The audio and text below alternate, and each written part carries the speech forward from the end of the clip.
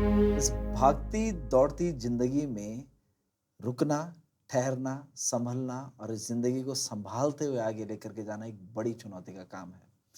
चुनौती सिर्फ इस यंग जनरेशन को नहीं है जो इस भागती दौड़ती जिंदगी का हिस्सा है।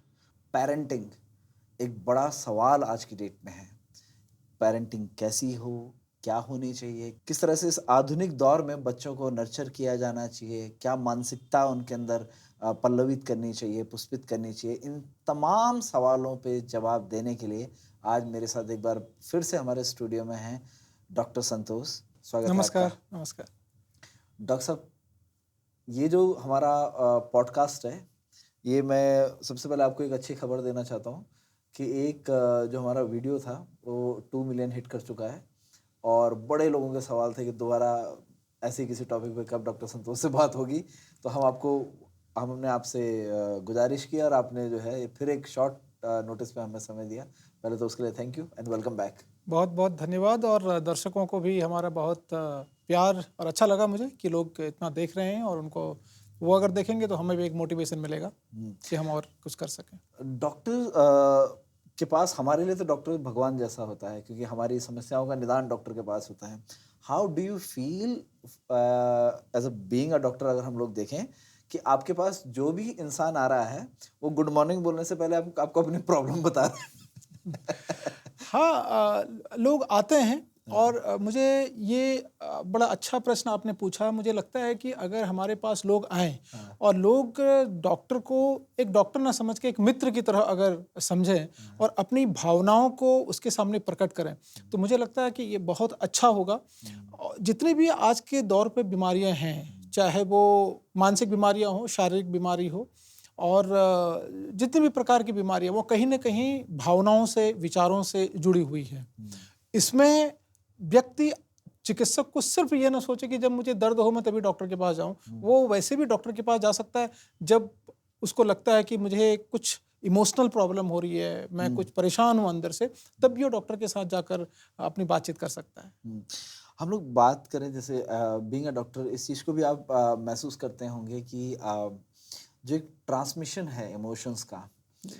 हर एक का एक रिलेशन होता है। भाई पेरेंट्स का अपने बच्चे के साथ एक रिलेशन है अ, और टीचर का अपने स्टूडेंट के साथ एक रिलेशन है। डॉक्टर का भी एक तो पेशेंट के साथ रिलेशन है, एक डॉक्टर का बीइंग अ डॉक्टर उसका बाहर की दुनिया के साथ एक रिलेशन है। आप कैसा पाते हैं इस रिलेशन को, या आप इस रिलेशन को किस भाव में देखना चाहते हैं? मैं तो जहाँ भी सेशन लेता हूँ या इवन अपने ओपीडी में भी मैं जब बात करता हूँ, मैं कहता हूँ कि जो भी मरीज़ हो, वो मरीज़ नहीं, हम उसको मरीज़ पहले माने ही नहीं, वो एक व्यक्ति है। ये मेरा संदेश डॉक्टर्स के लिए भी है कि जितने भी हमारे पास लोग आते हैं कंसल्ट करने के लिए, हम सबसे पहले उनको एक इंसान माने कि एक वो व्यक्ति है। हो सकता है कुछ दिन बाद मैं भी उस जगह पे जा सकता हूँ। अगर हम मरीज़ से पहले इंसान को देखें, तो मुझे लगता है कि वो इंसान का मर्ज़ और उसकी जो बीमारी है, वो बहुत जल्दी सही होगी। एक एम्पैथेटिक अप्रोच जो है। जी, क्योंकि जो हमारे पास 2 चीज़ें हैं, एक मर्ज़ है और एक मरीज़ है। तो हमें क्या है, हम मर्ज़ को ज़्यादा देखते हैं कि जो क्योंकि वो मर्ज़ जो है, जो बीमारी है, वो किसी इंसान के अंदर ही है और इंसान की भावनात्मक, शारीरिक, आध्यात्मिक और सामाजिक जो डोमेन है किसी भी व्यक्ति के अंदर, ये सब के सब जो है उस बीमारी को कम या ज़्यादा करने में सहायक सिद्ध होती है। तो बेहतर होगा कि हम उस व्यक्ति को देखें, उस इंसान को देखें। और मैं बहुत अपने जो मरीज़ हैं उनके साथ में एज ए फ्रेंडली रहता हूँ, उनसे बात करता हूँ और जब मैं सभी डोमेन को टच करता हूँ क्योंकि एक इंसान है, तो मुझे मेरे अनुभवों के हिसाब से मुझे ऐसा लगा है कि वो जितनी भी जिस तरह की भी बीमारी है, उसको काफ़ी राहत मिलती है। इसे हम मेडिकल साइंस में कहते हैं काउंसलिंग करना। तो काउंसलिंग का रोल बहुत ज़्यादा है मरीज़ की बीमारी को ठीक करने में।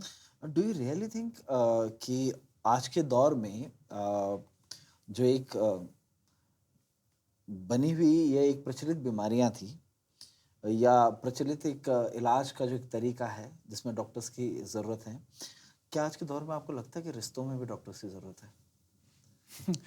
बहुत सूझबूझ वाला ये प्रश्न है कि व्यक्ति जो है जो उसको बीमारियां होती हैं, जो वो परेशान होता है, तो वो कहीं ना कहीं वो इसका बीमारी का मतलब सिर्फ ये नहीं है कि कोई बैक्टीरिया उसके अंदर चला गया, उसने डिजीज कॉज की है।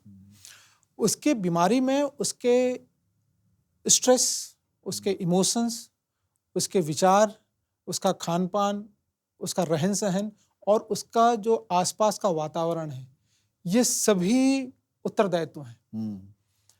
आप स्वस्थ हैं लेकिन आपका घर का वातावरण अच्छा नहीं है, आपके घर में 24 घंटे लड़ाई झगड़े का माहौल है, या ड्रग्स और सब्सटेंसेस का यूज वहाँ पर हो रहा है, तो आप स्वस्थ होते हुए भी आपको एक अशांति जैसी रहेगी और उसका जो स्ट्रेस आपको होगा उस सिचुएशन से कोप अप करने में, उस सिचुएशन से कोप अप करने में जो आपको स्ट्रेस होगा, वो स्ट्रेस आपको बीमार करेगा।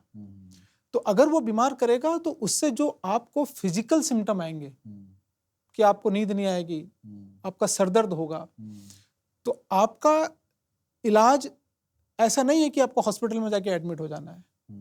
उस रिश्ते को समझने के लिए एक चिकित्सक की जरूरत है। उस रिश्ते को, उस चीज को समझने के लिए एक डॉक्टर की आवश्यकता है, जिसको हम फैमिली फिजिशियन कहते हैं, जो कि कॉन्सेप्ट पहले था। हमारे एक परिवार का डॉक्टर होता था और एक फैमिली फिजिशियन होता था, जिससे हम कुछ भी बात कहते थे तो समझ जाता था।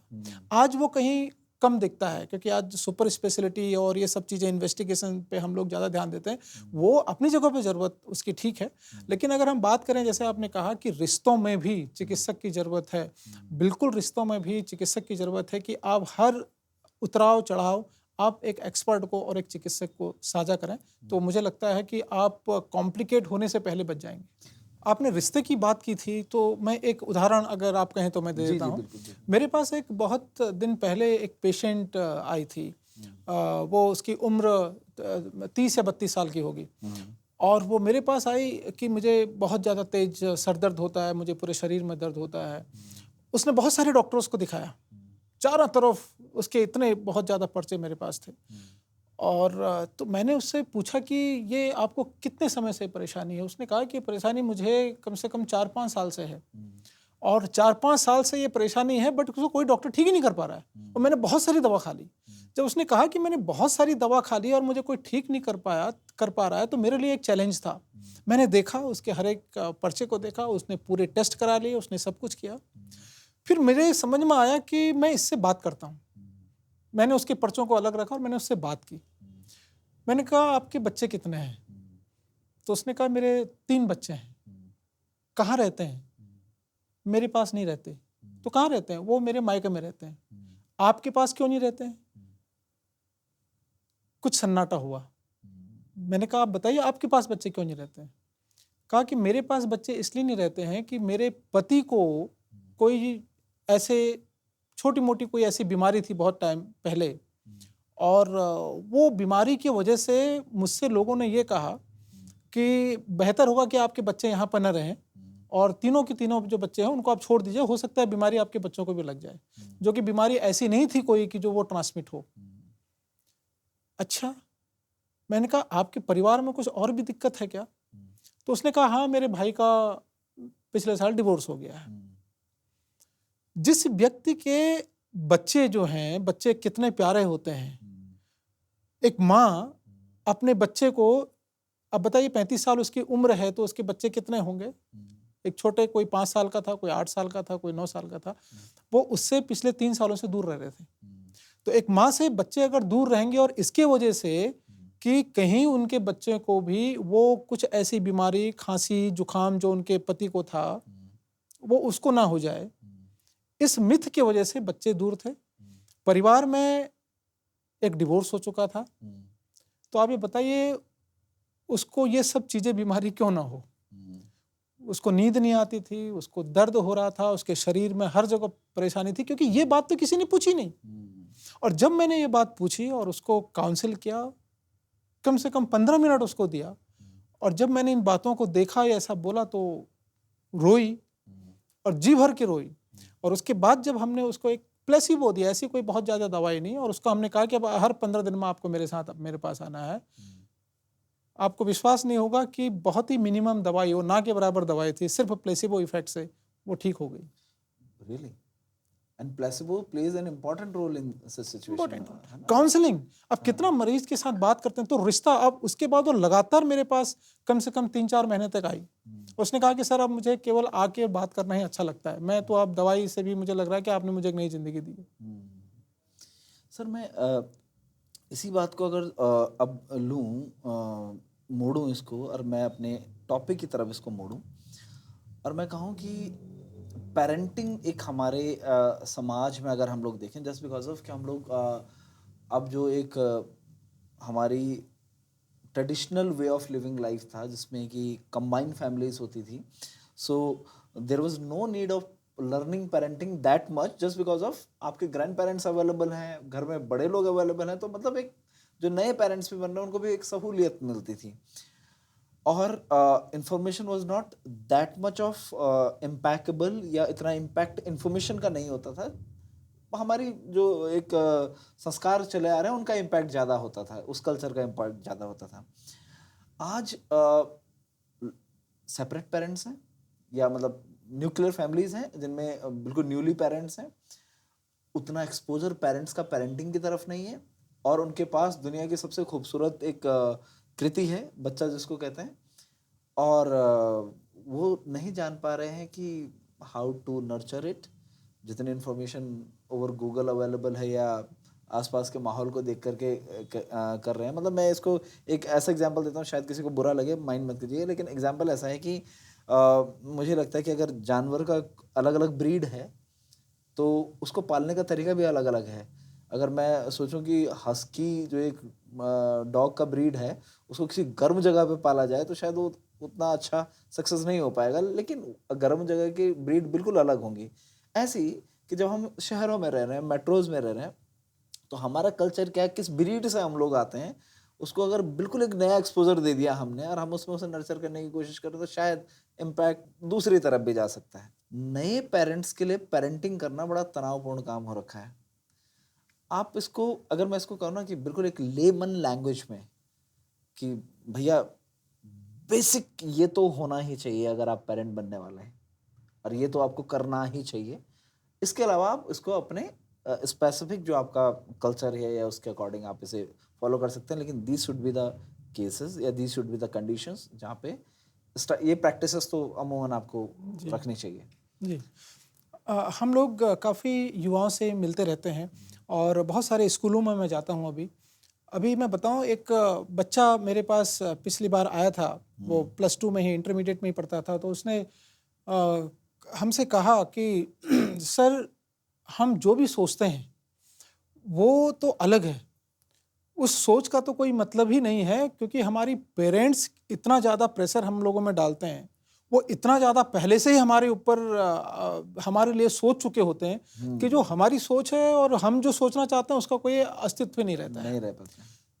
तो फिर हमारी सोच का तो कोई मतलब ही नहीं है, हम क्या सोचें, वो पहले से ही डिजाइन करके बैठे रहते हैं कि हमें क्या सोचना है क्या नहीं सोचना है। 3 इडियट में होता है ना कि मेरा बेटा जो है इंजीनियर बनेगा, बस वो पहले से हमारे उसमें सोचे, सब कुछ करके बैठे हुए हैं और उसके वजह से हम बहुत ज़्यादा तनाव में रहते हैं कि मुझे क्या करना है वो मैं नहीं सोच पा रहा हूँ, मेरे पेरेंट्स ने मुझसे क्या कहा है वो चीज़ मेरे ऊपर थोपी जा रही है कि हम क्या कर सकते हैं इसको। तो इसमें सबसे पहला मेरा पेरेंट्स के लिए एक सजेशन होगा कि आप लोग जो है अपना फ्रस्ट्रेशन अपने बच्चों पर न डालें। जैसे कि आप ये अगर सोच रहे हैं कि मैं तो डॉक्टर नहीं बन पाया या मैं तो इंजीनियर नहीं बन पाया, अब मेरा बेटा इंजीनियर बनेगा। इट्स अ बोल्ड स्टेटमेंट जो आप कह रहे हैं कि यस, बिकॉज ये फ्रस्ट्रेशन डालना, भाई आप डॉक्टर नहीं बन पाए या आप इंजीनियर नहीं बन पाए तो आप नहीं बन पाए ना, तो अब आप ये क्यों कह रहे हैं कि मैं नहीं बन पाया तो फिर मेरा बेटा वो बनेगा। भाई आप अपने बेटे को डायरेक्शन दीजिए, आप उसको सजेशन दीजिए, आप उसको गाइड कीजिए, लेकिन ये आप नहीं कह सकते ना कि मेरा बेटा वही बनेगा जो मैं चाहूंगा। आपका बेटा वो बनेगा जो आपके बेटे को अच्छा लगता है या आपकी बेटी को अच्छा लगता है। जैसे आपने एक सूक्ति सुनी होगी कि पहलवान का बच्चा पहलवान क्यों नहीं होता है। भाई पहलवान का बच्चा पहलवान तभी होगा ना जब वो उसको पहलवानी पसंद आएगी, बिल्कुल, जब वो पहलवानी करने में इंटरेस्ट होगा, बिल्कुल, जब वो पहलवानी के गुण और उसके गुर को सीखेगा तब वो पहलवान बनेगा। लेकिन पहलवान का बच्चा अगर वो चाहता है कि नहीं मुझे पहलवान नहीं बनना है, मुझे डॉक्टर बनना है, तो ऐसा थोड़ी है कि वो डॉक्टर नहीं बन सकता। तो मेरा यही है कि अपने बच्चे को आप पूरा एक्सपोजर दीजिए, आप उसको ड्राइव कीजिए, आप पूरा डायरेक्शन दीजिए, उसको कहाँ क्या गलत है क्या सही है वो चीज़ समझाइए। लेकिन उसके ऊपर अगर आप थोपेंगे कि नहीं बेटा मैं तो नहीं कर पाया, ये आपको करना है, तो इसका मतलब आप उसके ऊपर एक दबाव दे रहे हैं।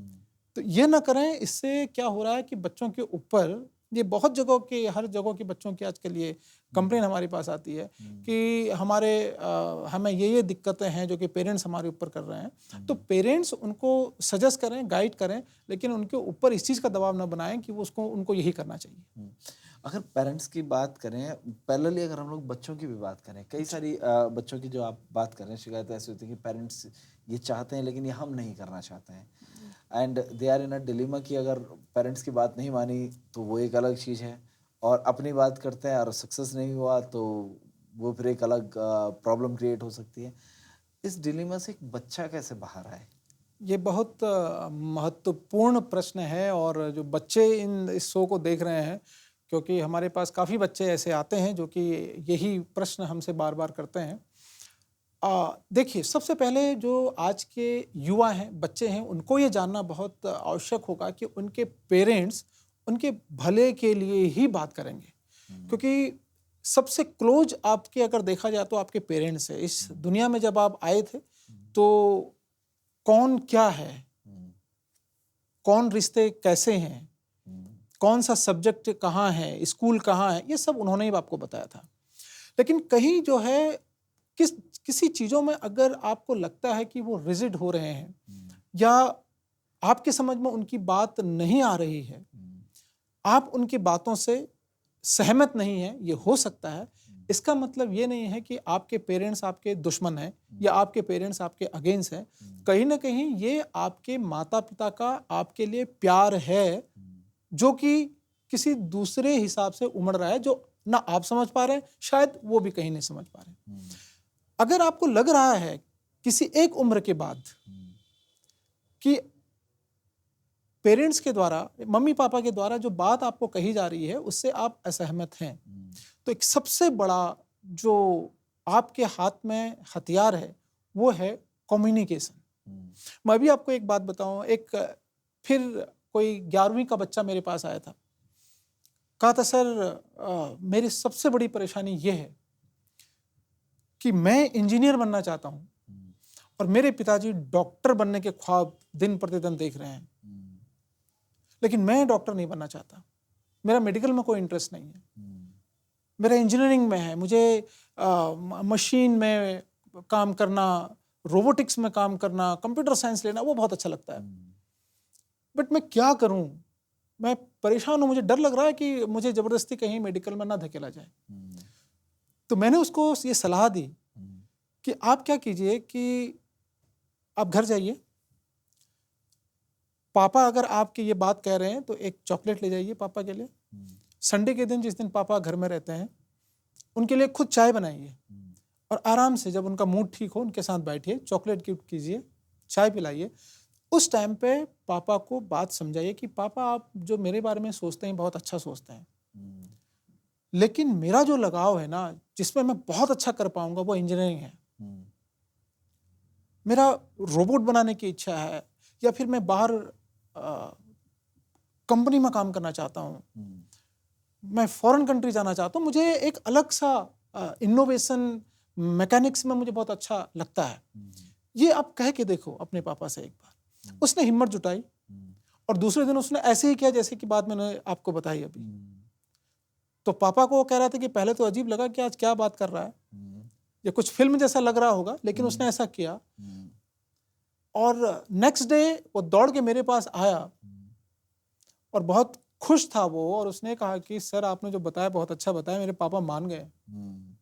तो कम्युनिकेट आप कैसे करते हैं अपनी बात को, क्योंकि जिससे आप बात को कह रहे हैं ना वो आपके वेल विशर ही हैं।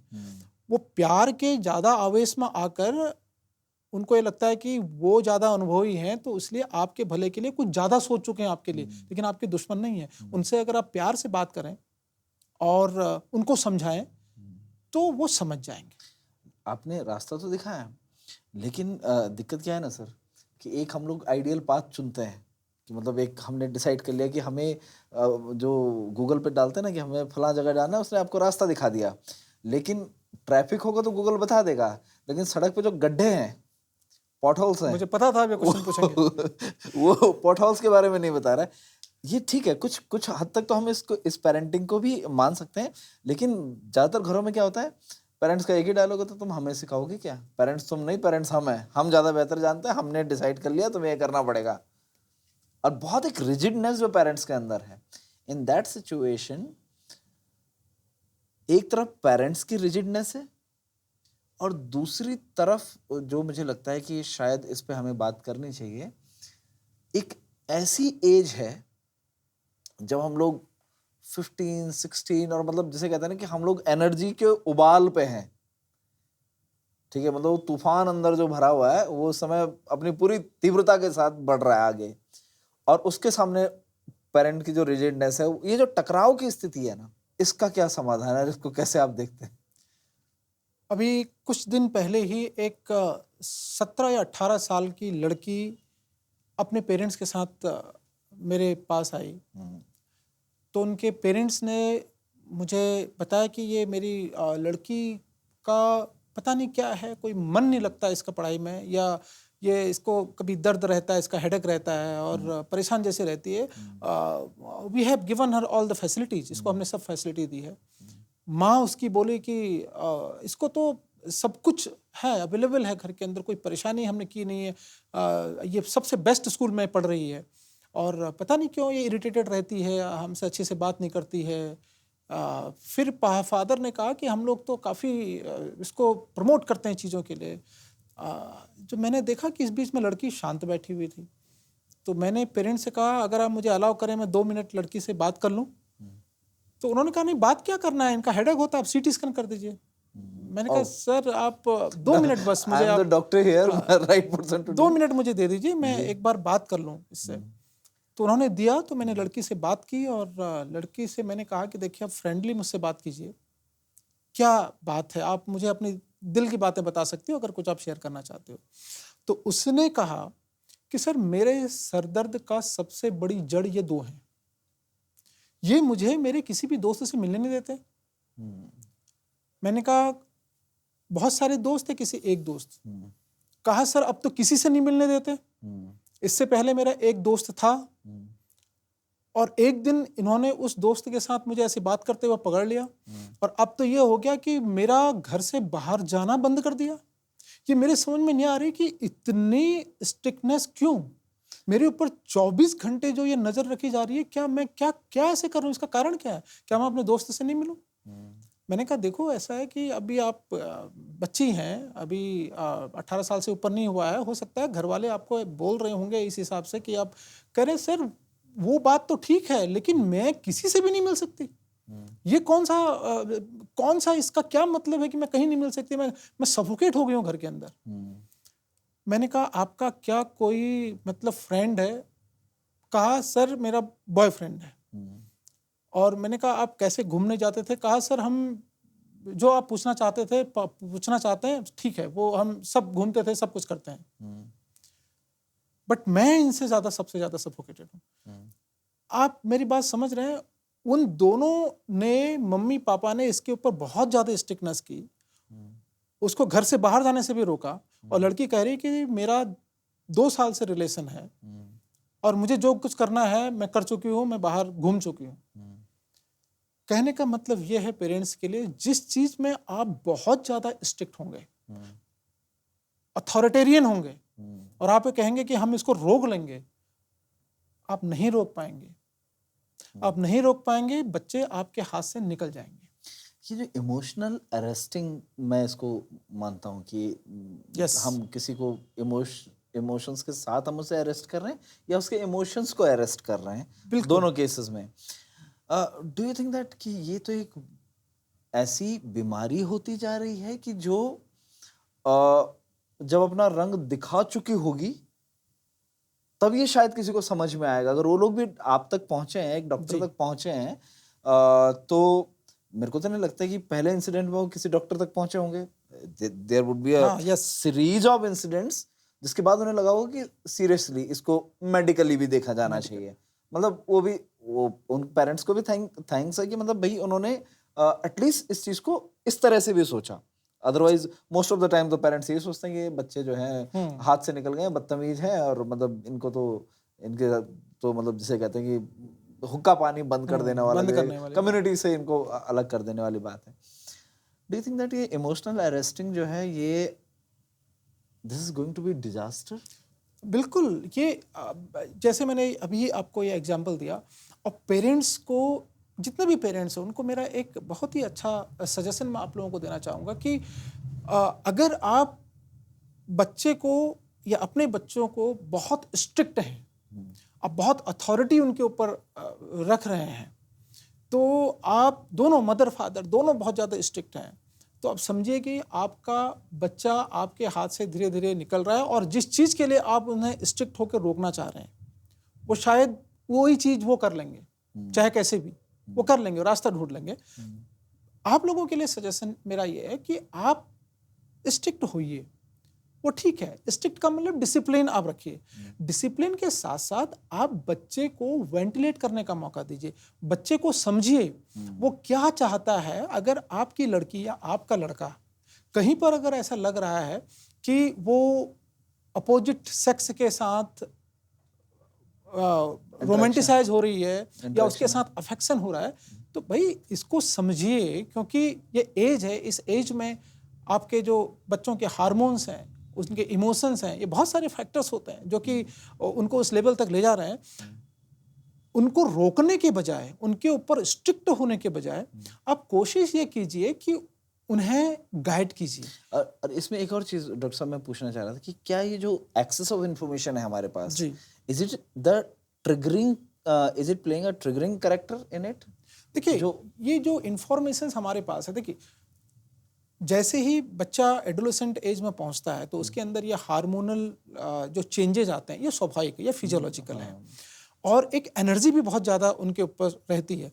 और अब क्या है कि अब इन्फॉर्मेशन आपके पास इतनी है, सोशल मीडिया से इतनी इन्फॉर्मेशन आप ले लेते हैं, आपको पता है कि क्या सही है क्या गलत है, कहाँ जाना चाहिए और क्या नहीं जाना, तो आप प्रायर एक्टिवेट हो जाते हैं इन चीज़ों के लिए। पेरेंट्स का रोल यहाँ पर इतना इसलिए आता है कि स्ट्रिक्ट होने के बजाय, बहुत डिसिप्लिन में उनको रखने के बजाय, आप अपनी तरफ से, आप ठीक है, मैं ये नहीं कह रहा हूँ कि आप अपने लड़के और लड़की को खुली छूट दे दीजिए, नहीं, आप उन्हें डिसिप्लिन में रखिए। उसके साथ साथ बच्चे को इतना समय दीजिए या इतना उनको माहौल दीजिए कि वो आपसे बात कर सकें, आप उनकी सुन सको।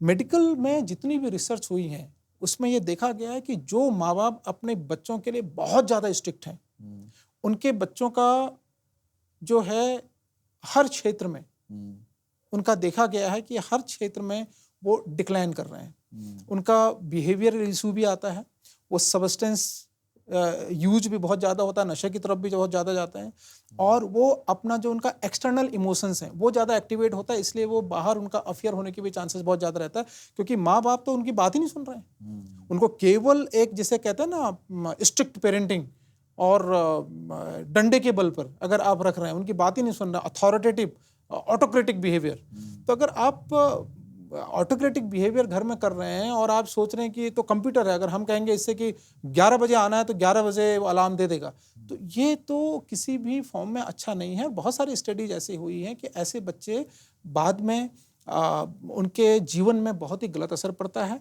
और वो कहते हैं, हम ये कह सकते हैं कि जिसे कहते हैं ना कि वो जितने भी चीज़ें आप नहीं चाहते हैं कि आपके बच्चे उन चीज़ों में होते हैं। तो मेरा जो सजेशन है, आप स्ट्रिक्ट होइए एक लिमिट तक, डिसिप्लिन रखिएगा एक लिमिट तक, इसके साथ साथ आप उनकी केयर कीजिए, आप उनसे पूछिए। जो मैंने आपको एग्जांपल दिया, अगर आपके बच्चे का किसी लड़के के साथ या किसी लड़की के साथ ऐसा अफेयर हो रहा है, आप उन्हें बताइए कि बेटा अभी आपकी पढ़ाई की उम्र है, आप अगर अभी इसको करेंगे तो इसका क्या मिलेगा, उसके सामने ऑप्शन रखिए, उससे एक साथ ओपन बात कीजिए, उसके इमोशंस को रेगुलेट कीजिए, उसके दोस्त बन के उससे बात कीजिए।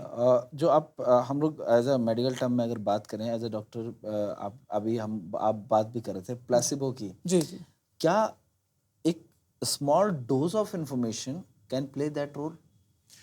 जैसे फॉर एग्जांपल मैं कहूँ कि एक बच्चा है जो 15-16 साल का है, जिससे हम या तो हम जो हार्मोनल चेंजेस बॉडी में बात करें या हम लोग बात करें उसकी जो इमोशनल डिजायर्स हैं ये वो हैं, या तो हम उस पर बात करना बंद कर दें, बिल्कुल कट ऑफ कर दें और उसको बिल्कुल ऐसा कर दें कि like these things should be poles apart, या हम उसे स्मॉल पैकेट ऑफ इंफॉर्मेशन दें कि जिससे वो अकोमोटाइज भी करता रहे चीज़ों को, और साथ साथ वो एक एनर्जी जो है वो एक गाइडेड स्पीड तो रहे, लेकिन वो स्पीड जो है गाइडेड स्पीड रहे। अगर आप उसको स्मॉल पीस ऑफ इंफॉर्मेशन देंगे तो वो मैक्सिमम फॉर्म ऑफ इंफॉर्मेशन जो है डिफरेंट सोर्सेज से ले लेगा, ये ले लेगा, उसके पास इंफॉर्मेशन की कमी नहीं है। एआई हमारे साथ है और गूगल से भी वो बहुत सारी इंफॉर्मेशन ले सकते हैं। तो इसलिए बेहतर होगा कि माँ बाप अपने बच्चे को, हमें नहीं कह रहे हैं कि बिल्कुल उसको आप छोड़ दीजिए, आप उसको डिसिप्लिन में रखिए, आप उससे एक्सपेक्ट भी कीजिए कि बेटा मुझे आपसे इतने मार्क्स चाहिए, लेकिन बच्चे के साथ अगर कोई इस हिसाब से अगर वो बीच में अगर वो मिसडायरेक्ट होता है कहीं पर, अगर उसका डायरेक्शन चेंज होता है तो उसमें उसके साथ रहिए, उसके साथ वार्तालाप कीजिए, उसके साथ संवाद कीजिए, और जो भी हैसल्स उसके ज़िंदगी में आते हैं, क्योंकि आपको अनुभव है हर चीज़ का, तो उनके साथ उसके साथ रहिए कि क्यों अट्रैक्शन होता है लाइफ में, ये आपको पता है, ये आपको भी पता है। तो जब होता है तो आप उसको बताइए बेटा किसके साथ हो रहा है, क्योंकि अभी अगर ये आप ये करेंगे, एनर्जी अगर आप पढ़ाई पर लगाएंगे तो शायद आप बहुत ज़्यादा इम्प्रेस होंगे। ये चीज़ें अगर आप करेंगे तो मुझे लगता है कि बच्चा जल्दी समझेगा और आपको समझेगा, और वो आपके द्वारा जो दी गई एक्सपेक्टेशन है उनको भी पूरी तरह मानेगा। इसके अलावा मैं आपको बताऊंगा कुछ पेरेंट्स जो हैं वो, तो मैंने जैसे एक बताया, एक तो बहुत स्ट्रिक्ट पेरेंट होते हैं, वो उनको सुननी ही नहीं है, मीन्स वन वे कम्युनिकेशन, आपको ये करना है मीन्स ये करना है, नो डेमोक्रेसी, मन की बात चल रही, मन नो डेमोक्रेसी, आप कुछ उल्टा नहीं बोल सकते हैं। ये एक गलत तरीका है, क्योंकि इसमें बहुत ज़्यादा ऐसे अध्ययन हुए हैं कि जिसमें देखा गया कि बच्चे जो है एक अपना पूरा लाइफ लूज कर जाते हैं और बहुत सारे नशे में और अफेयर में बाहर उनको अपना सब कुछ ढूंढना पड़ता है। और जो दूसरे जो टाइप के जो पेरेंट्स हैं, जो अपने बच्चे को सोचते हैं कि इनको हर चीज़ की परमिशन दे दिया जाए, कि ठीक है, बहुत ओवर प्रोटेक्शन, कि हम लाड़ प्यार इनको करें, सब कुछ इन्हीं की सुने, वो भी गलत है, क्योंकि उसमें बच्चा क्या है, इनडिसिप्लिन हो जाता है। वो बाहर जाके बच्चा कुछ भी खा लेगा, क्योंकि उसके पास कोई कंट्रोल तो है नहीं। बच्चा कह रहा है कि मैं मिठाई खा लूँ, हाँ बेटा खा ले, मैं पिज़्ज़ा खा लूँ, हाँ बेटा खा ले, मैं उधर चले जाऊँ, हाँ बेटा कर लो। तो हाँ भी नहीं कहना आपको बच्चे के साथ, क्योंकि अगर हाँ कहेंगे तो बच्चा फिर हर चीज़ को क्या है, इजी वे में लेगा। और ओवर प्रोटेक्शन आपका अभी आप देंगे, लेकिन जैसे ही बच्चा बाहर जाएगा उसको फिर एंजाइटी होने लगेगी। ऐसे बच्चे को डिप्रेशन भी बहुत ज़्यादा होता है। ऐसे बच्चे क्या है कि ओबेसिटी की ओर भी बहुत ज़्यादा जाते हैं, क्योंकि उनको कोई डिसिप्लिन तो आपने रखा नहीं। ऐसे बच्चे हो सकता है ड्रग्स और जो सब्सटेंस यूज है या अल्कोहल है, नशा है, उसकी ओर भी जाएंगे, क्योंकि आप तो हर चीज़ में हाँ ही बोल रहे हैं। बट इन सभी कैटेगरी के पेशेंट में एक ग्रुप के पेरेंट ऐसे हैं जो आज जो आप बता रहे हैं जो हो रहा है, जो कहते हैं कि यार ठीक है, हमने आपको पैसा दे दिया है, आप करो, आपको जो कुछ करना है। नेग्लेक्टेड पेशेंट मिला में पेरेंट ने पूरा का पूरा नेग्लेक्ट कर दिया अपने बच्चों को कि लो पैसा लो, जो कुछ करना है करो। ये ग्रुप की जो पेरेंटिंग है, ये सबसे बेकार पेरेंटिंग और खतरनाक पेरेंटिंग मानी जाती है। इसमें बच्चे को न तो आपका प्यार मिलता है, ना आपका कोई इंस्ट्रक्शंस मिलते हैं, ना आपकी उनसे कोई एक्सपेक्टेशंस है, ना आपने कहीं पर उनको रोका है। तो ये वाले बच्चे जाके बाहर फिर हर चीज़ वो देखने की और ऐसे खोजने की कोशिश करते हैं जो कि वो काश आपसे पाने की उम्मीद रखता हो। मैं अगर बचपन की बात करूं अपने, तो मेरे दादाजी कहा करते थे कि बेटा कान हमारे पास 2 हैं, मुंह 1 है, तो ज़्यादा जो समय है वो सुनने पे लगाओ, बोलने पे कम, इंस्ट्रक्शन देने पे कम। तो मतलब ये बात मुझे नहीं, मेरे पिताजी को बोली जाती थी। जब मुझे डांट लगा रहे हैं तो उनका एक तरीका था समझाने का कि भाई पहले उसकी सुन लो कहना क्या चाहता है, फिर बोल लेना अपनी बात को। डू यू थिंक दैट कि लिसनिंग जो है वो हमारे समाज में कम हो गई है? एवरीवन इज रनिंग आफ्टर कि मेरा थॉट प्रोसेस ये है, मुझे ये बताना है और मैंने ये इन्फॉर्मेशन थ्रू कर दी, वजह इसके कि उन लोगों से हम जाके सुने, बैठें, the way they want to be treated, the language they are speaking, जो उनका कम्युनिकेशन का एक क्राइटेरिया, किस बारे में बात कर रहे हैं, क्या देखना चाहते हैं, क्या सुनना चाहते हैं। मैं जनरली जब भी अभी यंग एज के बच्चों से अभी भी बात करता हूँ, 15, 16, 17 साल के बच्चों से, तो जबकि मैं अपने आप को बहुत अपडेटेड मानता हूँ कि भाई हम लोग टेक्नोलॉजी का इतना इस्तेमाल कर रहे हैं और मतलब अच्छे से इस्तेमाल कर रहे हैं, उसके बावजूद भी मैं जब उनसे बात करता हूँ तो आधी बातें समझ में नहीं आती हैं, because the game they are discussing उसके बारे में हमने सुना ही नहीं है। The slangs they are using we are not very use to them, और हमने कई बार सुने भी नहीं होते हैं कि इसका मतलब ये है। तो क्या ये लिसनिंग की कमी हो रही है और ये एक बड़ा इश्यू बनता जा रहा है हमारे लिए कि हम उस जनरेशन से हटते जा रहे हैं? एक्चुअली ये बड़ा गहन प्रश्न है। अगर इसमें बात करें तो आज के जो युवा हैं उनमें पेशेंस की बहुत ज़्यादा कमी है जिसे हम बात करते हैं। और ये कमी हो भी क्यों नहीं, क्योंकि जो स्ट्रगल है किसी चीज़ को पाने का या जो पहले स्ट्रगल था वो काफ़ी कम हो चुका है। अभी हम किसी जगह पर जब बाहर गए थे तो उसमें एक टीचर ने ही, जब हम टीचर से इंटरेक्ट कर रहे थे तो टीचर ने यही बात कही कि सर आप जो है इस चीज़ को भी बताइए कि बच्चों में जो पेशेंस आज है वो कम हो गया। बच्चे भी बातों को नहीं सुनते हैं, जैसे आपने कहा बच्चे भी, हम जब कुछ बोलते हैं तो बच्चे नहीं सुनते। उनको लगता है कि जो आप बोल रहे हैं ये तो अच्छा तो हमें यूट्यूब में मिल जाएगा। आपकी बातें में उनका ध्यान बहुत कम है। वो चाहते हैं कि उनको और अच्छा कंटेंट जो है एआई से मिल जाएगा। तो इसको कैसे डील किया जाए, क्योंकि बच्चे हम जो बोलते हैं ना उनको मानते हैं, ना पेरेंट्स जो बोलते हैं उनको भी वो अच्छा नहीं लगता। तो बच्चों में क्या है आजकल, पीयर प्रेशर, वो सबसे ज़्यादा इन्फ्लुएंस होते हैं कि उनका साथ वाला क्या कर रहा है, और दूसरा वो इन्फ्लुएंस हो रहे हैं कि जो सोशल मीडिया में क्या चल रहा है। बच्चों के लिए अगर आप लोग सोशल मीडिया को अपना लक्ष्य मान लेंगे कि जो कर रहे हैं, तो सोशल मीडिया तो एक जरिया है जो आपको ड्रेन करता है, क्योंकि जो दिख रहा है जो है वो ऐसा है नहीं। और दूसरा, आप पीयर्स को देख रहे हैं कि इसने ऐसा कर लिया है तो मुझे भी ये करना है। उसमें आपका कहीं अस्तित्व नहीं आता।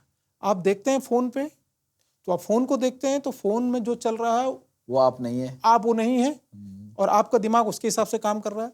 पीयर्स को देखते हैं वो क्या कर रहा है ना, उसमें से आप हैं। तो इसमें आपकी खुद की आइडेंटिटी समाप्त हो जाती है। और जब आपकी खुद की आइडेंटिटी समाप्त हो जाती है या आप आइडेंटिटी क्राइसिस में आ जाते हो, तो इसका मतलब ये है कि आप अपने लिए ही कुछ नहीं कर पा रहे हो। आप अपने आप के लिए कुछ भी ऐसा नहीं कर पा रहे हो जिसको कि आप अपने आप को कहीं रख पाओ, क्योंकि अभी तक आप दूसरों की सुन रहे हो, दूसरों को देख रहे हो, सब फॉलो कर रहे हो। तो इसलिए आपको एक अपना रूटीन चाहिए जिंदगी के अंदर। आपका अपना एक पर्पज चाहिए किसी भी बच्चे को कि मुझे क्या करना है। बच्चों में एक टेंडेंसी आ रही है सर लगातार, जिस पे हम लोग भी बात करते हैं, डिस्कस करते हैं। कई बार रोज आप अखबार उठा के देख लो या सोशल मीडिया या तमाम सोर्सेज से खबर मिलती है। एक सोशल बाउंड्रीज है हमारी, चाहे हम लोग उसको रिलीजन के तौर पे देखें, चाहे हम लोग अपने कल्चर के तौर पे देखें, चाहे हम लोग एक आम नागरिक होने के नाते भी देखें, but they have a tendency to cross this. For example we have sharing applications. मैं अभी पास्ट में, मैं नाम नहीं लूँगा, वो ठीक भी नहीं है, लेकिन एक इंसिडेंट की बात कर रहा हूँ जहाँ पे एक बच्चे ने किसी को अपने प्राइवेट जो पिक्चर्स होते हैं वो शेयर कर दी थी, and that became an issue. So वो लोग हम तक पहुँचे थे जस्ट बिकॉज ऑफ कि हम लोग सोशल मीडिया और इस तरह की चीज़ों में एक्सपर्टीज़ रखते हैं कि भैया एटलीस्ट कुछ भी हो, वो फोटोग्राफ्स जो हैं these should not be circulated, और इसको क्या रोक सकते हैं। तो फिर मैंने उनसे कहा कि हाँ, गवर्नमेंट की वेबसाइट है, वो वेबसाइट मैं यहाँ भी मेंशन कर दूंगा कि कभी किसी के साथ कोई ऐसा एक्सीडेंट हो जाता है तो आप कहाँ जा कर के उन फोटोग्राफ्स को बैन करा सकते हो इंटरनेट के ऊपर से, या उस तरह के वीडियोस को बैन करा सकते हो। तो सर मैं जब उसमें R&D थोड़ा सा कर रहा था तो मैंने जब उसको रोकने का प्रयास किया, मैंने कहा भैया देखना चाहिए कि कहाँ कहाँ सर्कुलेट हुआ। तो मैंने उनसे उनके चीज़ों के एक्सेस लिए। तो सिंपली जब मैं गूगल हिस्ट्री पे गया तो वहाँ जा कर के जो मैं देखता हूँ उसने तो मुझे, मेरी आंखें जो है ना खोल दिया। मैं बिल्कुल, that was a jaw dropping experience for me कि बच्चे in that age what they are thinking. पहली चीज़ उस सोशल बाउंड्री को क्रॉस किया।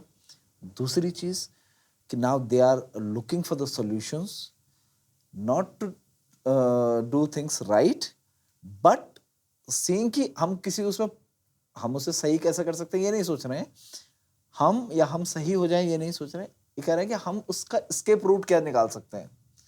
ठीक है, तो व्हाट दे आर सर्चिंग, कुछ क्वेश्चंस ऐसे थे जो सीधा बता रहे थे कि यहाँ से बच के निकलने का रास्ता क्या है।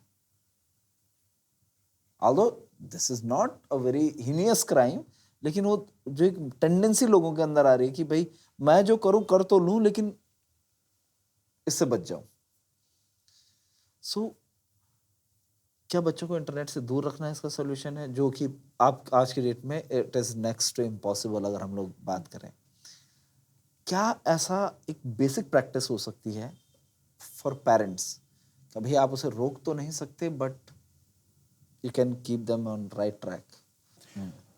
ये बहुत अच्छा प्रश्न है आज के युवाओं के लिए और पेरेंट्स के लिए भी, कि इंटरनेट का समुचित उपयोग कैसे किया जाए। इसमें पेरेंट्स की क्या भूमिका हो। पेरेंट्स जब तक बच्चे उनके नियंत्रण में हैं तब तक तो मेरा जो सजेशन पेरेंट्स को रहेगा कि मैं ये नहीं कहूँगा कि आप उसको बिल्कुल ही सोशल मीडिया इंटरनेट से दूर रखें, क्योंकि बहुत सारी चीज़ें हैं वो इंटरनेट के बिना नहीं हो पा रही हैं, क्योंकि स्कूल्स भी आजकल जो होमवर्क दे रहे हैं या बहुत सारी चीज़ें वो इंटरनेट और मोबाइल के थ्रू दे रहे हैं।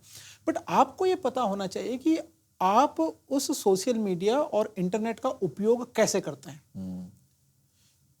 इंटरनेट में बहुत सारी चीज़ें हैं। अगर आप उसको मोबाइल दे रहे हैं, आप अपना रेस्ट करने के लिए या अपना कुछ रिलैक्स होने के लिए बच्चे को मोबाइल दे रहे हैं, तब तो ठीक है, आप बच्चे को आदत डाल रहे हैं, उसकी आदत खराब कर रहे हैं, उसको इंटरनेट का आदी बना रहे हैं। अगर आपको लग रहा है कि कोई अच्छा वीडियो, जैसे कि चंद्रयान का पूरा विवरण इंटरनेट में यूट्यूब में दिया गया था, आप बच्चे को ये बता सकते हैं कि कैसे हमारे इतने प्लैनेट्स हैं और कैसे चंद्रयान वहाँ तक जा रहा है, मून में लाइफ कैसी है। आप कुछ इस तरह की कहानियाँ जो है जिससे कि बच्चे के लिए जो प्रेरणा स्रोत बने, ऐसी कहानियां बच्चे को उससे दिखा सकते हो। अगर कोई स्कूल से होमवर्क आ रहा है, अगर आपको लग रहा है कि मैथमेटिक्स का कोई क्वेश्चन, अगर आपका बच्चा 6 में 7th में पढ़ रहा है, मैथमेटिक्स का क्वेश्चन उसको समझ में नहीं आ रहा, तो आप उसको बता सकते हो कि मैथमेटिक्स का क्वेश्चन को इस हिसाब से भी सॉल्व किया जा सकता है, उसके लिए आप इंटरनेट का प्रयोग कर सकते हो।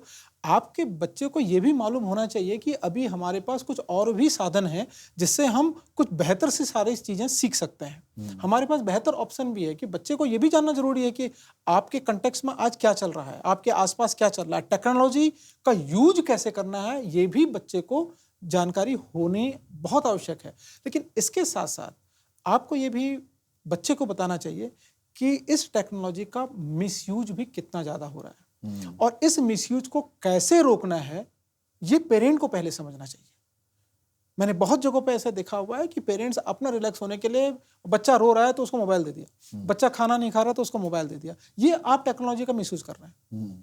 तो हम टेक्नोलॉजी को यूज करें, टेक्नोलॉजी हमें यूज ना करें। जिस दिन टेक्नोलॉजी आपको यूज कर रही है, कहने का मतलब ये है कि जिस दिन आप कह रहे हो कि बच्चा तब खाना खा रहा है जब रील चल रही है, बच्चा तब चुप हो रहा है जब रील चल रही है, इसका मतलब आपका बच्चा अब आपके मोबाइल फोन से कंट्रोल हो रहा है, आपसे कंट्रोल नहीं हो रहा है। तो इसका मतलब आप टेक्नोलॉजी का मिसयूज कर रहे हैं।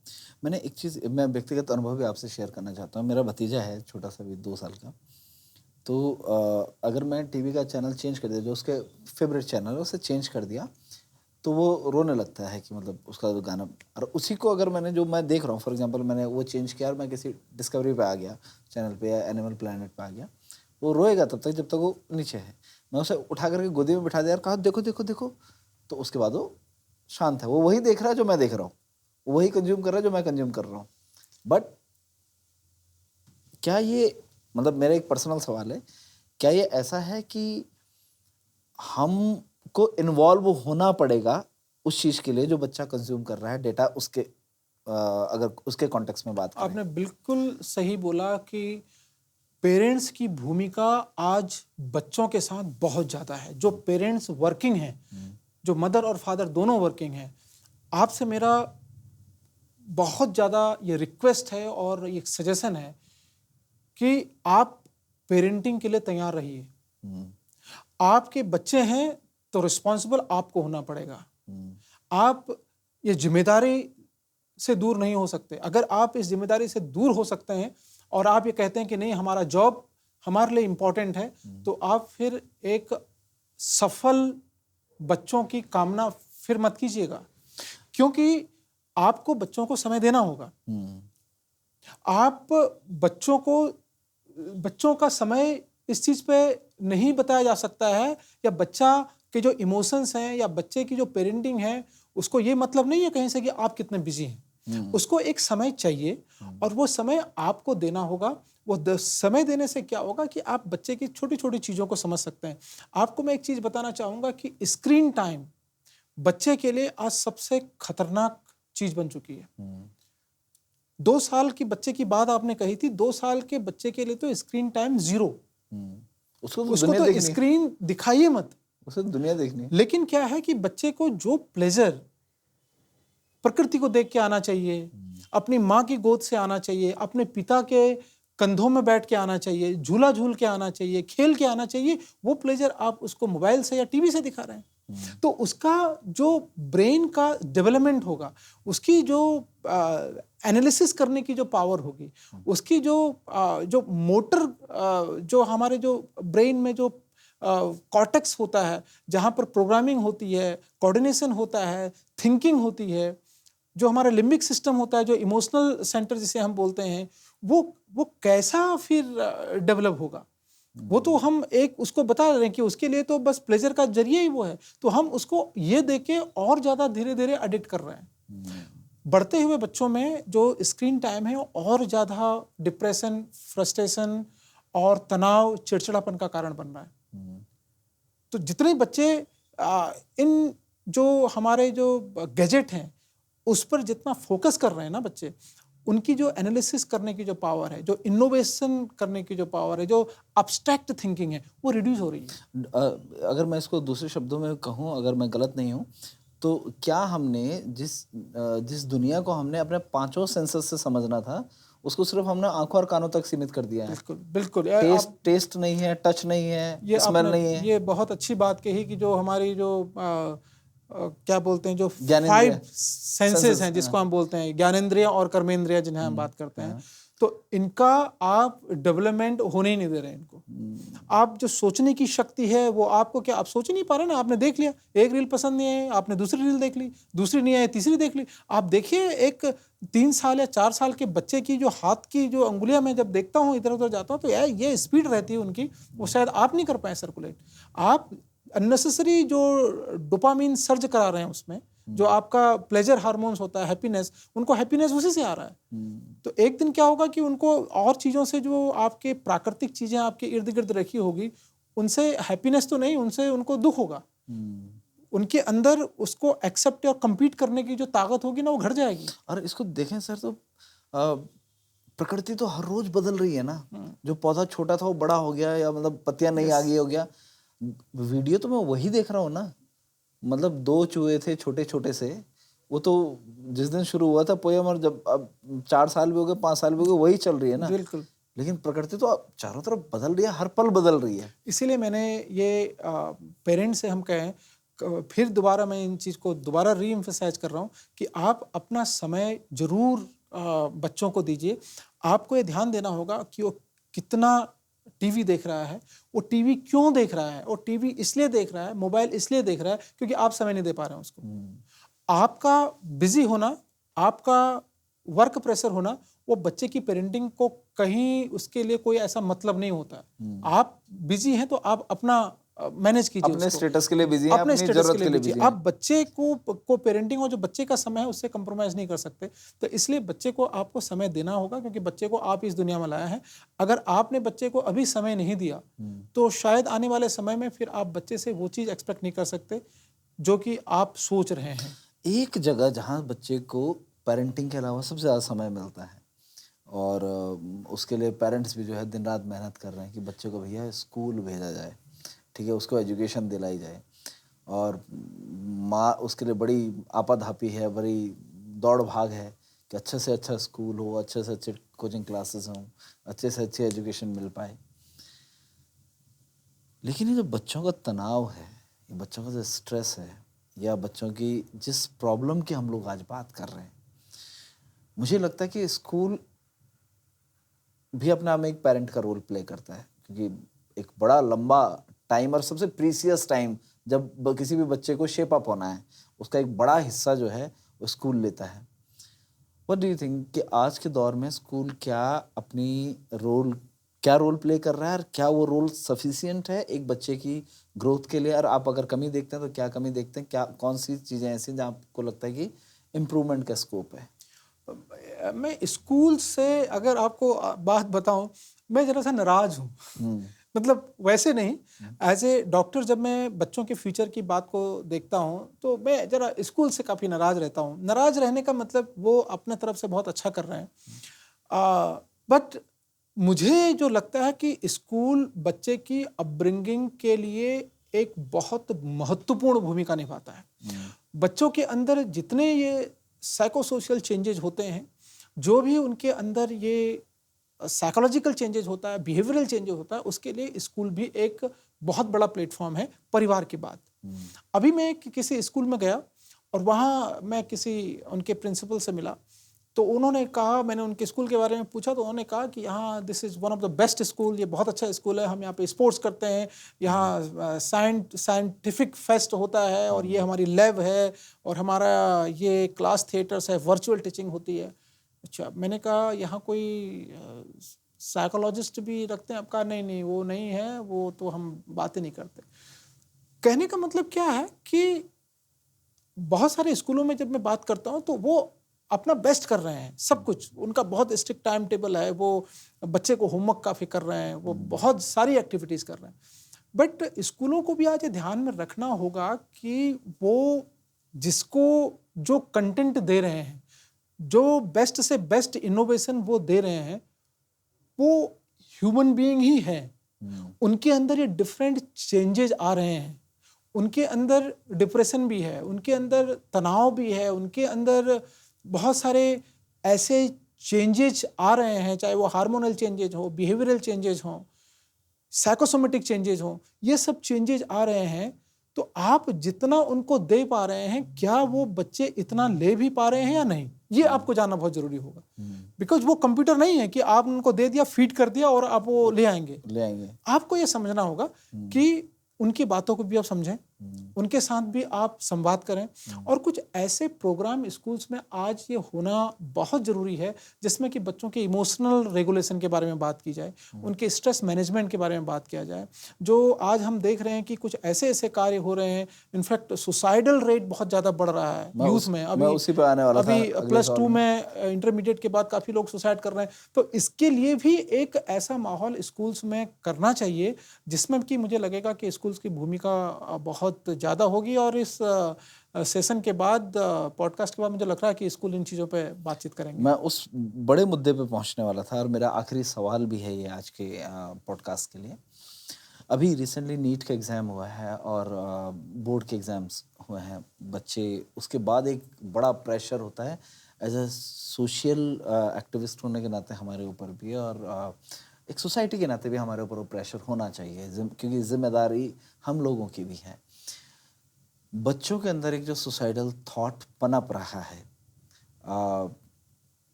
एक तो होता है कि बच्चे ने किसी एक हादसे का शिकार हुआ, एक हुआ कि वो मानसिक तौर पे इतने गहराई तक उस हादसे में पहुंच गया कि उसने डिसाइड कर लिया टू हार्म हिमसेल्फ और हरसेल्फ। जो मुझे लगता है कि अमूमन बच्चों के अंदर इस तरह की प्रवृत्ति नहीं होती है, because they are themself fighting एक स्पिरिट बच्चे के अंदर, हर एक बच्चे के अंदर होती है कि वो जूझना जानते हैं, लड़ना जानते हैं। हालांकि वो खुल के एक्सप्रेस करते हैं, रोना आ रहा है तो खुल के रोते हैं, गुस्सा आ रहा है तो गुस्सा कर लेते हैं। लेकिन उसके अंदर इस लेवल तक इस बात का पहुंच जाना कि वो हार्मिंग इटसेल्फ, जो एक पोजीशन है, एक मोमेंट बना लिया उन्होंने अपने लिए कि भैया बस अब ये दुनिया नहीं झेली जाएगी। कैसे देखते हैं सर? देखो प्रॉब्लम तो बहुत बड़ी है, लेकिन इसका सॉल्यूशन को कैसे देखते हैं आप? नहीं, ये बहुत बड़ा चैलेंज है। भारत कहते हैं कि युवाओं का देश है और हम लोग वर्ल्ड में ऐसे कंट्री है जहाँ पर कि सबसे ज़्यादा युवा रहते हैं, और उसके बाद भी हम लोग सुसाइड में भी सबसे प्रथम हैं। और यहाँ पर अगर हम वर्ल्ड की तुलना में देखें तो जो 13 से लेके 24 साल के उम्र में जो मेल में है वो डबल है और फीमेल में 6 टाइम ज़्यादा सुसाइडल रेट इस उम्र में है। अब 13 से लेके 26 साल की उम्र की होती कितनी है, तो ये बहुत चिंता का विषय है। और जो भी कारण हम बात कर रहे हैं, जैसे अभी हमने पेरेंटिंग की बात की, पहले तो घर से शुरुआत होता है। और आज के टाइम में जो एक इंटरपर्सनल रिलेशनशिप है, बच्चों में सबसे जो बात है वो तो फैमिली से ही उनको ट्रेनिंग होना बहुत ज़रूरी है कि वो कैसे सिचुएशन को कोप अप करें, जिसे हम लाइफ स्किल बोलते हैं, इन चीज़ों से निकलने के लिए। देखिए, जब हम लोग अपने पर्सनल कॉन्फ्लिक्ट्स को सॉल्व नहीं कर पाते हैं, हम अपने इमोशंस को रेगुलेट नहीं कर पाते हैं, अगर हमें किसी ने डांट दिया और डांटने में वो एक छोटी सी डांट भी हमें बहुत बड़ी लगने लगती है, बहुत बड़ी लगने लगती है, तो वो डांट हमें हम सोच नहीं पाते कि मेरे साथ ये क्या हो गया। मुझे लगता है कि मुझे ही सब लोग देख रहे हैं, अब मेरा जिंदगी का कोई महत्व ही नहीं है। कि जितने भी बच्चे और जितने भी जो युवा हमें सुन रहे हैं, सुसाइडल टेंडेंसी जो शुरुआत होती है ना, वो एक दिन में नहीं होती है। ये कहीं ना कहीं आप अपने आप से बहुत ज़्यादा परेशान हैं, आप अपने आप को ब्लेम करते आ रहे हैं, आप स्ट्रगल करना भूल गए हैं, आप स्ट्रगल नहीं करना चाहते, बल्कि आप अपने आप को ब्लेम कर देते हैं। स्ट्रगल, संघर्ष हमारा जन्मसिद्ध अधिकार है, इस चीज़ को आप समझिए।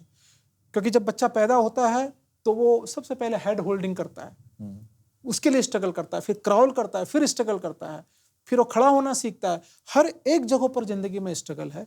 तो एक समय के बाद आप लोग अपने आप से स्ट्रगल करना क्यों भूल जाते हो? आप कोपिंग का स्किल सीखिए। प्रॉब्लम होगी ही होगी आपके इर्द गिर्द। आपको कोई डांटेगा तो एक नहीं डांटेगा तो कोई दूसरा डांटेगा, आपको भी उसको कोप अप करना आना चाहिए कि हम कैसे कोप अप करें। प्रॉब्लम होगी तो उसका सॉल्यूशन भी है, तो उसका हम सॉल्यूशन को कैसे ढूंढें। अपने इर्द गिर्द कुछ ऐसे पॉजिटिव सोशल सपोर्ट को रखिए कि अगर आपको कोई डांटता है, हो सकता है वो डांट आपके लिए बहुत बड़ी हो, लेकिन अगर आप अपने लोगों से बात करते हैं, अपने दोस्तों से बात करते हैं, तो वो आपको बता सकते हैं यार इतनी बड़ी डांट नहीं जितना आप बोल रहे हैं। और ये जो जितनी भी चीज़ें जो टेंडेंसी होती है वो एकदम नहीं आती, धीरे धीरे धीरे धीरे करके बनती है। आप अपना एनालिसिस खुद कीजिए और अपने आप को ब्लेम करने के बजाय आप इसको मानिए कि ये आपका संघर्ष के दिन है, संघर्ष इसमें करना चाहिए। तो अपना रूटीन बनाइए। यह देखा गया है मेडिकल रिसर्च में कि जिन लोगों का रूटीन नहीं होता है ना, आपका पूरा का पूरा दिन ऐसे ही निकल जाएगा। किसी ने कुछ कहा, आपका एक रूटीन है कि कब खाना है, कब सोना है। अपना स्लीप टाइम बहुत ज़्यादा अच्छा रखिएगा। कुछ लोग वर्कहोलिक्स इतना ज़्यादा होते हैं, उनको लगता है कि बस अब एग्जाम आ रहा है तो सब कुछ छोड़ देना है। पढ़ाई आपकी ज़िंदगी का एक हिस्सा है, आपकी पूरी ज़िंदगी नहीं है। तो इसलिए अपना रूटीन प्लस अपनी स्लीप, 7 से 8 घंटे की स्लीप जरूर रखिएगा।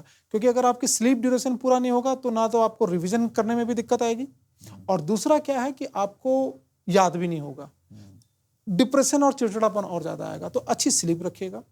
डेली अच्छे कपड़े पहनिएगा। जब आप अच्छे ड्रेस पहनते हैं ना तो आपको फील गुड होता है, फील गुड होता है। जब आप ऑफिस जाते हैं तो अच्छी ड्रेसअप करके जाते हैं, तो जब आप पढ़ने बैठे या कोई भी काम करने बैठे हैं, अच्छे ड्रेसअप करके बैठिए, उससे भी आपको लगेगा कि हम आज कुछ नया करने वाले हैं। ऑलवेज एनर्जेटिक रखिए। एक्सरसाइज, अगर आप बहुत ज़्यादा परेशान हैं, आपकी कोई सुन नहीं रहा है, कोई बात नहीं कर रहा है, आप 1 या 1.5 किलोमीटर दौड़िए, इतना दौड़िए कि आपका सांस फूल जाए। अब देखिए आपके बॉडी का इतना एंडोर्फिन रिलीज होगा और आपको बहुत अच्छा फील होगा। फूड में आप फ्रूट्स लीजिए और सब्जियां लीजिए। अच्छा फूड अगर खाएंगे वो भी आप नट्स लीजिए, अखरोट लीजिए और सीड्स लीजिए। इसका डायरेक्टली आपका सीरोटोनिन से इफेक्ट होता है, और सीरोटोनिन अगर आपका बढ़ता है तो आप को अच्छा सोल्यूशन मिलता है, आप डिप्रेशन से दूर चले जाते हैं काफ़ी। तो ये सब चीज़ें हैं, ये आपको करना होगा। और एक चीज़ होता है नॉट टू डू सिंड्रोम, जब आपका मन कुछ नहीं करता है करने को, ये स्थिति मत आने दीजिए, जिसे हम कहते हैं कि शिथिलता की स्थिति, बिल्कुल कि कुछ करने का मन ही नहीं कर रहा है। तो जब आपका मन कुछ भी करने को ना करे, जैसे हम नॉट टू डू सिंड्रोम कहते हैं, कुछ करने का मन नहीं कर रहा है, तो ऐसे टाइम में कुछ पॉजिटिव जो फ्रेंड्स आपके इर्द गिर्द हैं उनके साथ मिलिए। उनके साथ हम मिलेंगे तो आपको एक पॉजिटिविटी आएगी। कहते हैं ना, अगर आप पॉजिटिव लोगों की भीड़ में हैं, अगर आप चुपचाप भी खड़े हैं तब भी एक पुश होगा तो आप निकल जाएंगे उससे। तो ऐसे सोशल नेटवर्किंग अपने बनाइए, ऐसे लोगों के साथ रहिए जिससे कि पॉजिटिविटी आए, और हर एक बात में अपने आप को छोटा समझना और ये सोचना कि मेरे वजह से ही ये समस्या हुई है। जहां पर आप ये सोचने लगते हैं कि मैं ही इसका कारण हूं, मेरे वजह से ही सब कुछ हुआ है, तब आप अपने आप को बहुत छोटा कर देते हैं।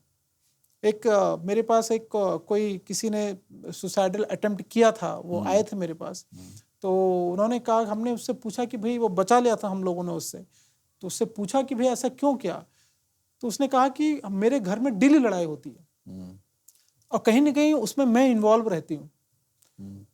तो मुझे ऐसा लगा कि जब मैं ही खत्म हो जाऊंगी तो शायद ऐसा लगेगा कि ये लड़ाई भी खत्म हो जाएगी। कुछ खत्म नहीं होने वाला। आप अपने आप को इतना छोटा सोच लिए कि आपकी वजह से आपको कैसे लगता है कि आप खत्म हो जाओगे तो जो है लड़ाई भी खत्म हो जाएगी। तो सब चीज के लिए अपने आप को ब्लेम ना करके अपना दायरा सोच का इतना बड़ा बनाइए कि आप अपने में फोकस कर सकें, और स्ट्रगल हमारा अधिकार है, हम स्ट्रगल करते रहेंगे, सक्सेस मिलते रहेगी। तो ऐसे हम इन चीज़ों से निजात पा सकते हैं। और गौतम बुद्ध ने कहा है कि problem is inevitable but suffering is optional. Yes, जिंदगी जीते रहिए, खुश रहिए, बहाने ढूंढिए, दोस्त बनाइए, अच्छे दोस्त बनाइए, अच्छे लोगों का साथ रखिए। जिंदगी हर पल एक नई पेज की तरह है, एक नई किताब की तरह है, जो कुछ ना कुछ लेकर के आएगी, और आप यूं ही इस सफर में आगे बढ़ते रहेंगे। आपने अपना समय दिया, इतनी कीमती चीज़ों पे बात की, इतने महत्वपूर्ण मुद्दों पे बात की, आपको बहुत बहुत धन्यवाद। बहुत बहुत नमस्कार। दर्शकों को भी बहुत बहुत नमस्कार। अगर आपको ये हमारी बातचीत बहुत अच्छी लगती है तो कमेंट्स जरूर कीजिए, जिससे कि हम आपके प्रश्नों का जवाब फिर से कुछ नई तरीके से देने की कोशिश करेंगे। आप सभी को नमस्कार।